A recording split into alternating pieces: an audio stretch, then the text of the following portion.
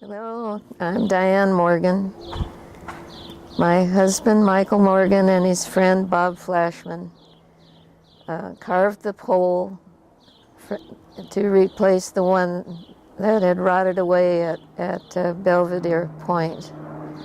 Our friend, Bob Flashman, saw the information in the newspaper about the pole needing to come down and a replacement to be made. And Bob and my husband, Mike Morgan, had the low bid because they offered to do it for free if the city would provide the pole and transportation for it. The log came from Smith's Park, and the city dropped the pole off at our house in the Meridian District, and it was in our driveway, still with its bark on it. So Mike and Bob put it up on sawhorses and started to peel the bark off. And my kids were able to help a little bit with that. And we also had the original pole in the driveway. My role in the carving in the pole was to make the drawing for it. What I did was actually make a rubbing from the old pole and then use that as a guide on the new pole, which was a little wider. And I cut through with the chisel to mark places on the pattern, and then connected the dots. And that's the way we got the pattern on the pole to carve. And there were some places that had rotted away, so we kind of improvised in those spaces. And the kids were able to do a little bit of the painting. And Bob and Mike did all the carving. And we had a good time doing it. It's the biggest carving. The biggest carving we'd ever, taken part in. So that in itself, and being that it was going to be at Belvedere Point for people to come and see, it was a really exciting project in our lives because we like to go and look at the totem poles that were in the parks here and other places.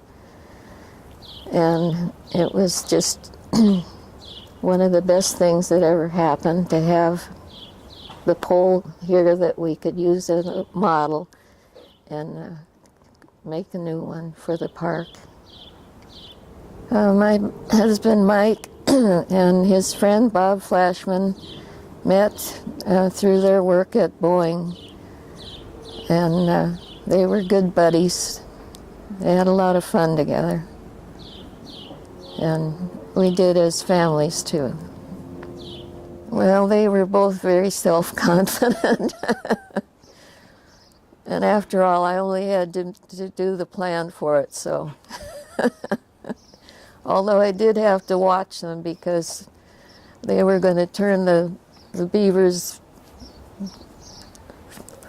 face upward instead of downward, So, the mouth. Yeah, that was a little strange. Well, I think they thought it would look better, like they was laughing, but the designs don't go that way. Luckily, I caught them in time.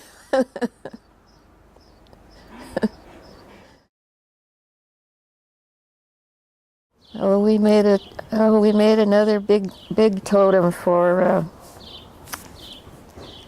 another park. I can't remember the name of it now. And he made one for my folks. They had a cabin at Saturna Island, And that one stayed with the cabin when it was sold.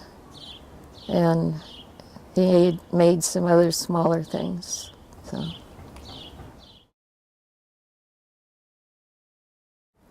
I think they just, I don't know where they put it, but they left it to rot. That's the traditional thing to do. Yeah. After the pole was dedicated, we took a lot of pictures with our kids standing by the pole and admiring it. It was really a very, very lovely occasion for all of us. It was a big deal. We would drive by and sometimes park and get out and check it out.